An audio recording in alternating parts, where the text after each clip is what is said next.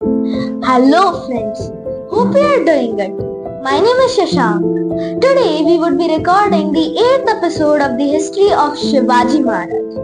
जब भी आप जिंदगी में असफल हो या निराशा महसूस हो, तब छत्रपति शिवाजी महाराज की जिंदगी में से कोई भी एक अवसर उठाकर देखना और उसे समझना, इससे बड़ा मोटिवेशन कोई हो ही नहीं सकता।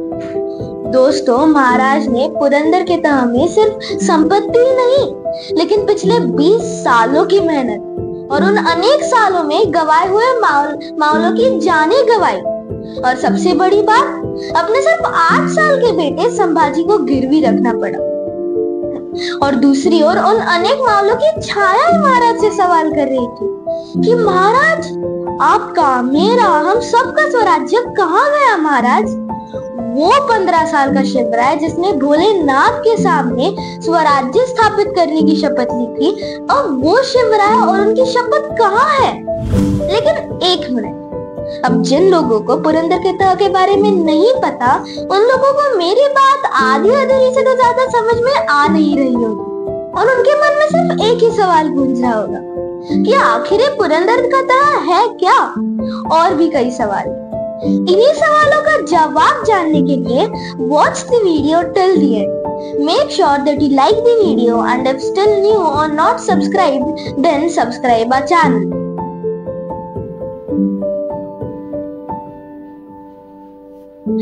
बात है ये 1664 की। सूरत की लक्ष्मी राजगढ़ पर आई थी। शाइस्ते खान अपनी टूटी हुई उंगलियां और महाराज का डर लेकर बंगाल गया था, और महाराज समंदर, सिद्धि फिरंगी और अंग्रेजों को लूटने के लिए आरमार की तैयारी और सिंधुदुर्ग खड़ा कर रहे थे। और उधर औरंगजेब महाराज के इस बढ़ते राज्य को कैसे रोका जाए, इस पर सोच रहा था। सूरत के लूटने के बाद औरंगजेब ने महाराज को हराने का ठान ही लिया था। इस वजह से उसने इस बार लोहे को लोहे से काटने का निर्णय लिया।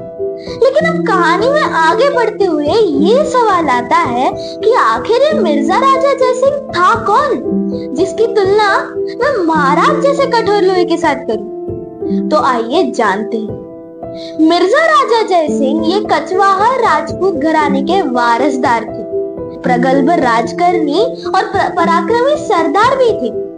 यही वो सरदार था जिसने मुगल शाही के पिछले बादशाह शाहजहां की तरफ से निश्चित किया गया दारा शुकोहा यानी औरंगजेब के बड़े भाई को गद्दी पर बैठने से रोककर औरंगजेब को गद्दी पर बैठाया था। यानी मुगल सल्तनत के गद्दी का सुल्तान कौन बनेगा, इसका निर्णय लेने की ताकत इसी मिर्जा राजा जयसिंह में थी। लेकिन मिर्जा राजा की दूसरी बाजू यह भी थी कि एक राजपूत होने के बावजूद भी वह अपना सारा स्वाभिमान खोकर पूरी जिंदगी मुगलों की गुलामी में लगे हुए थे। वैसे तो मिर्जा राजा जयसिंह अपने आप को औरंगजेब के काफी करीब समझते थे, लेकिन एक बार आप ही सोच के देखिए, जो आदमी अपने पिता और बड़े भाई पर मेहरबानी ना कर सका, वो एक दूसरे धर्म के आदमी के लिए अपने दिल में क्या ही जगह रखता।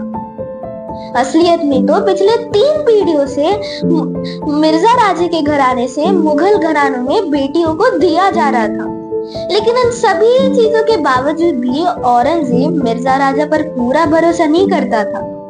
इस वजह से उसने मिर्जा राजे के साथ भेजा दिलेर खान को, और ऐसे ही मिर्जा राजा जयसिंह और दिलेर खान 50,000 की सेना के साथ स्वराज्य की ओर बढ़ पड़े। जब महाराज को आने वाले खतरे के बारे में पता चला तो क्या वह डरे? बिल्कुल नहीं। मुगलों का स्वराज्य आना ये काफी आम बात हो चुकी थी। बारिश के मौसम में जिस गति से बारिश गिरती है, उसी गति से मुगल स्वराज्य पर बरसा करते थे। क्योंकि महाराज मुगलों के खिलाफ काफी लड़ाइयां लड़ चुके थे, उन्हें आने वाले खतरे को सह्याद्री पहुंचने में कितना समय लगेगा, इसका अनुमान था। इसी वजह से महाराज ने स्वराज्य की पहली आरमार की लड़ाई लड़ने और बसलूर की लक्ष्मी राजगढ़ पर लाने बसलूर निकल पड़े। दूसरी ओर 1665 के मार्च तक मिर्जा राजा जयसिंह और दिलेर खान स्वराज्य पहुंच जाते हैं, लेकिन स्वराज्य पहुंचते ही मिर्जा राजे और खान के संबंध बिखरने लग जाते हैं। हुआ ये, मिर्जा राजा का मानना था कि पिछले कई मुगल सरदारों की तरह सह्याद्री में जाकर हार कर आने से कोई मतलब नहीं होगा। इस वजह से हम सह्याद्री के नीचे की जमीन को तबाह करेंगे, खेतों को उजाड़ेंगे और कारखानों को बंद करवाएंगे। इससे किलों पर सैनिकों के लिए धन, धान्य और गोला बारूद की कमी पड़नी पड़ेगी और एक वक्त के बाद शिवाजी जरूर खुद बंजर जमीन पर हमसे लड़ने आएगा। लेकिन दिलेर खान के पास कहाँ उतना धैर्य था। दिलेर खान का मानना था कि शिवाजी की जान इन्हीं किलों में है, तो अगर हम शिवाजी को हराना चाहे तो हमें किलों में जाकर ही हमला करना पड़ेगा। आखिरकार मिर्जा राजा जयसिंह को दिलेर खान की बात माननी पड़ी, लेकिन सेना की कमी नहीं होने की वजह से मुगलों ने स्वराज्य की पठार जमीन को भी नहीं छोड़ा। मुगल सैनिक पूरे स्वराज्य में सिर्फ एक ही उद्देश्य से घूम रहे थे, लूटना। मुगल सैनिकों की अनेक टुकड़ियां पूरे स्वराज्य में जमीन, बच्चे, औरतें और बाकी की प्रजा को लूटने में लगी थी। मिर्जा राजा ये काफी चालाक सेनापति था दोस्तों। इस वजह से उसने स्वराज्य की नाकाबंदी इतने अच्छे तरीके से की थी कि महाराज को कहीं से भागने का मौका ही ना मिल पाए। उसने स्वराज्य के हर एक किले पर कब्जा किया था ताकि किसी भी किले से महाराज को मदद ना जा पाए।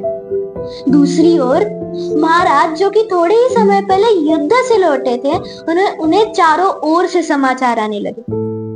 महाराज के मन में सिर्फ एक ही आवाज गूंज रही थी कि अब किया जाए तो क्या किया जाए, क्योंकि दोस्तों ये स्वराज्य पर आया हुआ पिछले 20 सालों में सबसे बड़ा खतरा था।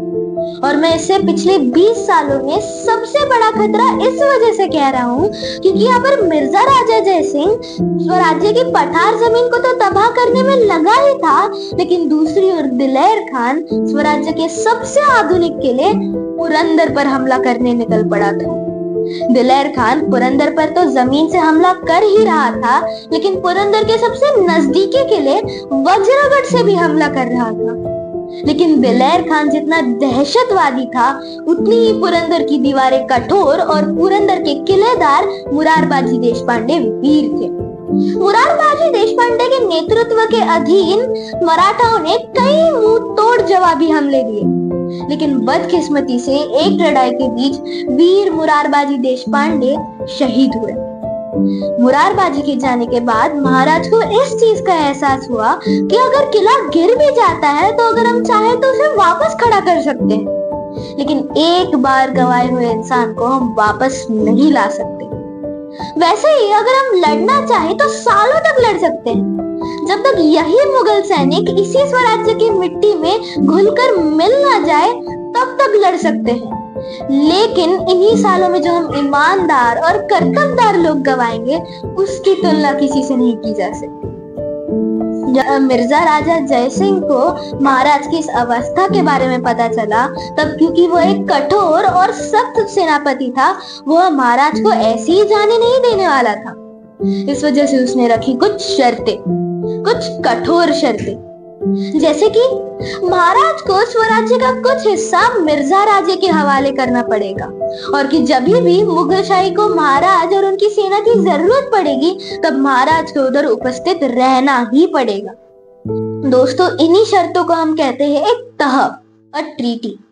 Shivaji Maharaj reluctantly had to agree to the proposal of the treaty and decided to visit Purandar to have a talk with Mirza Raja.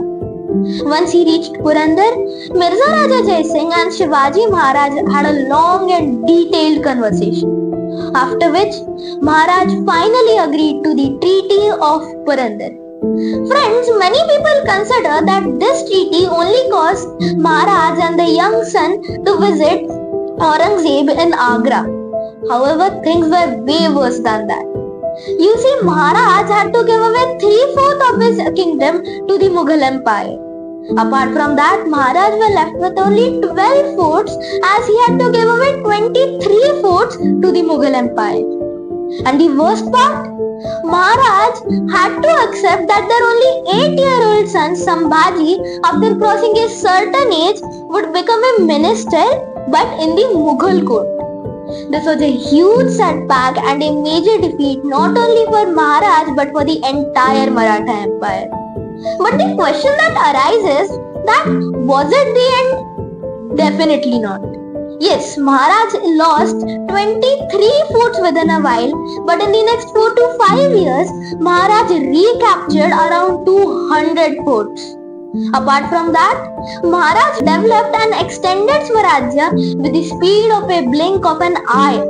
Yes, Maharaj had to visit Aurangzeb in Agra with their son, where they soon would be captured.